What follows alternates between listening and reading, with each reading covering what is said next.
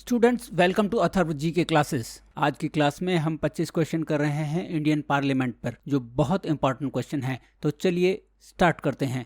संविधान के अनुच्छेद 79 के अनुसार संसद की संरचना क्या है? उत्तर है राष्ट्रपति, राज्यसभा और लोकसभा। मतलब संसद राष्ट्रपति, लोकसभा और राज्यसभा से मिलकर बनती है। दूसरा प्रश्न, संविधान के अनुच्छेद 80 के अनुसार राज्यसभा के सदस्यों की अधिकतम संख्या कितनी होनी चाहिए? उत्तर है 250। 238 राज्यों और केंद्र शासित प्रदेशों के प्रतिनिधि और 12 मनोनीत सदस्य। तीसरा प्रश्न, किन 3 केंद्र शासित प्रदेशों का लोकसभा और राज्यसभा दोनों में प्रतिनिधित्व है? सरल भाषा में कहें तो इन केंद्र शासित प्रदेशों से राज्यसभा और लोकसभा दोनों में सदस्य चुनकर जाते हैं।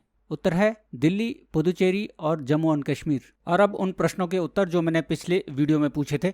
मैंने पूछा था कि प्रयाग प्रशस्ति किसने लिखी है, तो वो हरिसेन ने लिखी है और वो समुद्रगुप्त की उपलब्धियों के बारे में हमें बताती है। हरिसेन समुद्रगुप्त के राजकवि थे। और मैंने दूसरा प्रश्न पूछा था कि किस खेल अवार्ड का नाम ध्यानचंद के नाम पर रख दिया गया है, तो राजीव गांधी खेल रत्न अवार्ड को अब ध्यानचंद खेल रत्न अवार्ड के नाम से जाना जाता है। 3 स्टूडेंट तनु सिंह, प्रियंका और सीमा ने बिल्कुल सही जवाब दिए हैं। तो तनु, प्रियंका और Seema, congrats and God bless you. चौथा प्रश्न, लोकसभा के सदस्यों की अधिकतम संख्या कितनी हो सकती है? उत्तर है 550।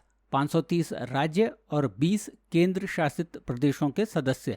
पांचवा प्रश्न है, किस संविधान संशोधन द्वारा लोकसभा की अधिकतम संख्या 552 से घटाकर 550 कर दी गई? उत्तर है 104वां संविधान संशोधन। लोकसभा में एंग्लो इंडियन कम्युनिटी के 2 प्रतिनिधियों को मनोनीत करने की व्यवस्था 25/1/2020 से आगे नहीं बढ़ाई गई और इसलिए लोकसभा की अधिकतम संख्या 552 से घटकर 550 रह गई। छठा प्रश्न, लोकसभा के सदस्य चुने जाने के लिए न्यूनतम आयु क्या है? उत्तर है 25 वर्ष।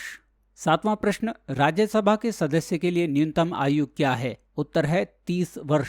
आठवां प्रश्न, किस संविधान संशोधन द्वारा मतदान की आयु 21 से घटाकर 18 कर दी गई थी? उत्तर है भारत का संविधान का 61वां संशोधन 1989 में।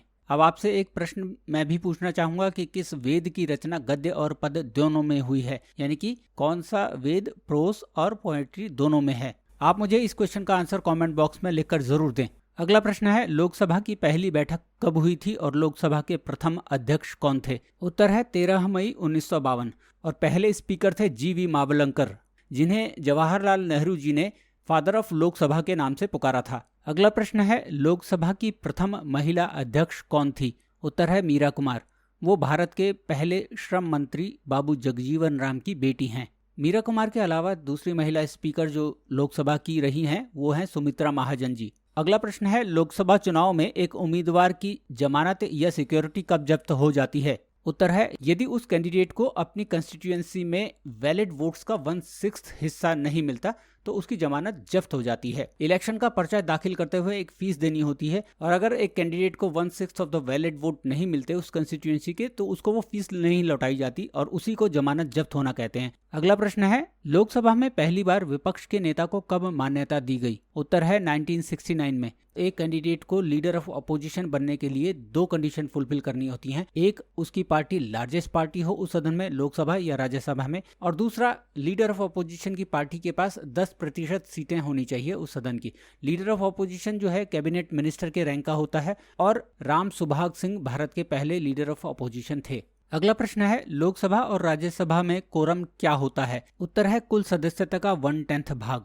संसद के कार्य को करने के लिए पहले संसद में उपस्थिति होने के लिए आवश्यक न्यूनतम सदस्यों की संख्या 1/10 ऑफ द स्ट्रेंथ होनी चाहिए और इसे ही लोकसभा और राज्यसभा का कोरम कहा जाता है।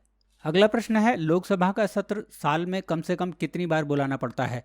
उत्तर है साल में कम से कम 2 बार। संसद के 2 सत्रों के बीच 6 महीने से अधिक का गैप नहीं होना चाहिए। अगला प्रश्न है, किस राज्य से लोकसभा और राज्यसभा में सबसे अधिक सदस्य आते हैं? उत्तर है उत्तर प्रदेश। लोकसभा में 80 और राज्यसभा में 31 सदस्य उत्तर प्रदेश से आते हैं।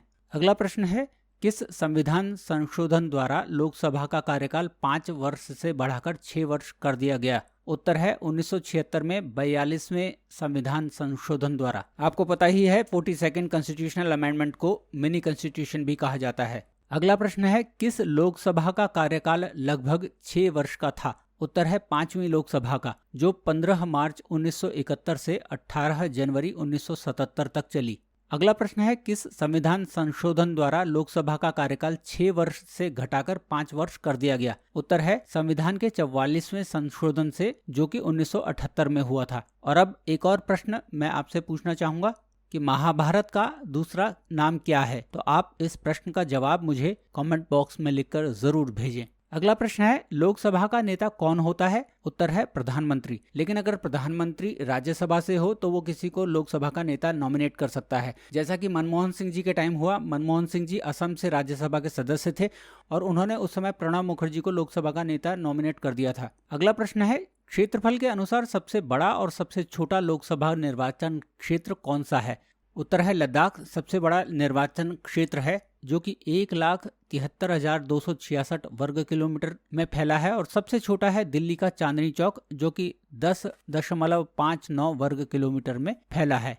अगला प्रश्न है, बिना अनुमति के संसद भवन से कितने दिनों तक लगातार अनुपस्थित रहने पर एक सांसद की सीट को रिक्त घोषित किया जा सकता है? तो उत्तर है 60 दिन। यदि कोई भी एमपी 60 दिन तक बिना परमिशन के संसद के सदन से गायब रहता है तो उसकी सदस्यता को रिक्त घोषित किया जा सकता है। अगला प्रश्न है, लोकसभा के अध्यक्ष का चुनाव कौन करता है? उत्तर है लोकसभा के सभी सदस्य। अगला प्रश्न है, लोकसभा के अध्यक्ष अपना त्यागपत्र किसे सौंपते हैं? उत्तर है डिप्टी स्पीकर को। अगला प्रश्न है, विवाद की स्थिति में ये कौन तय करता है कि कोई विधेयक धन विधेयक है या नहीं? उत्तर है लोकसभा का अध्यक्ष। अगला प्रश्न है, लोकसभा में मनी बिल पेश करने के लिए किसकी पूर्व अनुमति की आवश्यकता होती है? उत्तर है भारत के राष्ट्रपति की। और आपको ये भी पता होना चाहिए कि मनी बिल केवल लोकसभा में प्रस्तुत किया जा सकता है। तो स्टूडेंट्स, ये थे 25 क्वेश्चंस इंडियन पॉलिटी पर।